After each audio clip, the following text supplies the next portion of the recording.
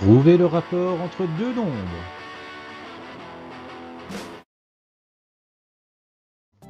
Les objectifs de cette vidéo seront 1. Apprendre à trouver le rapport entre deux nombres, trouver la fraction qui lie deux nombres. 2. Je te ferai un petit résumé de cette histoire de nombres et de fractions. Fraction d'un nombre, retrouver un nombre à partir d'une de ces fractions, et enfin, trouver le rapport entre deux nombres. Bon, pour trouver le rapport entre deux nombres, il me faut deux nombres. En voici un premier, 8. En voici un deuxième, 10. Je les ai pas pris trop grands pour que ce soit bien clair. Si j'avais pris des grands nombres, ça aurait très bien marché. Tu peux me croire là-dessus, je te le fais à chaque vidéo et à chaque fois tu constates que oui, effectivement, même avec des grands nombres, ça marche très bien. Et en fait, c'est quoi qu'on veut faire? On veut trouver 8, c'est quelle fraction de 10? On veut trouver le rapport à la fraction qui lie 8 et 10. Pour rappel, en mathématiques, un rapport, c'est une division. Et une fraction, c'est bien une division. Alors, comment je vais faire ça? Attention, magie, je prends 8 et je l'envoie au numérateur. Je prends 10 et je l'envoie au dénominateur. Et tadam, c'est fini. Tu peux dire que 8, c'est bien 8 dixièmes de 10. Oui, je suis en train de te dire que 8, c'est 10 divisé par 10 fois 8. Ouais, c'est aussi bête que ça.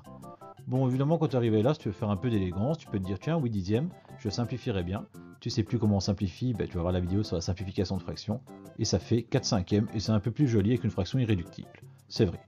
Bon, sinon, dans les faits, c'est tout. Tu prends le premier nombre, tu le mets au numérateur. Tu prends celui qui va après la fraction, après le 2, tu le mets au dénominateur. Et c'est tout. Après, tu simplifies pour faire joli. Voilà. Ah ouais, et si j'avais eu l'inverse? Justement, tu aimes bien ce mot, l'inverse. 10 égale, quelle fraction de 8? J'ai bien inversé 8 et 10 dans ma phrase. 10 au numérateur, 8 au dénominateur. Ma simplification, 5 quarts. 10, c'est 5 quarts de 8. C'est bien l'inverse. D'ailleurs, 4 cinquièmes et 5 quarts, ce sont ce qu'on appelle des fractions inverses. On a inversé l'emplacement du numérateur et du dénominateur. Dans tous les cas, ça c'est simple. Donc, pour trouver le rapport à la fraction qui lie deux nombres, j'en mets un au numérateur, un au dénominateur. Et l'affaire est bouclée. Si je veux savoir ce que 8 est par rapport à 10, c'est 8 qui va en haut. Si je veux savoir ce que 10 est par rapport à 8, c'est 10 qui va en haut. T'as tout compris. Chose promise, chose due. Un petit résumé sur cette histoire de fractions et de nombres.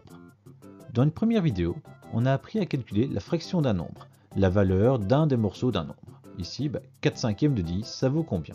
C'est assez simple, on prenait le nombre 10, on le divisait par le dénominateur et on multipliait par le numérateur.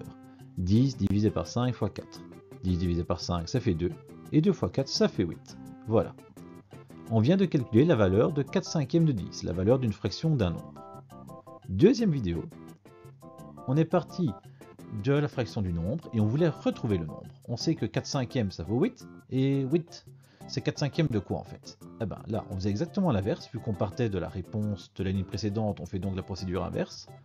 On divisait par le numérateur et on multipliait par le dénominateur. Si tu préfères, je divisais en premier par 4 pour connaître la valeur d'un seul cinquième et je multipliais par 5 pour connaître la valeur de l'unité.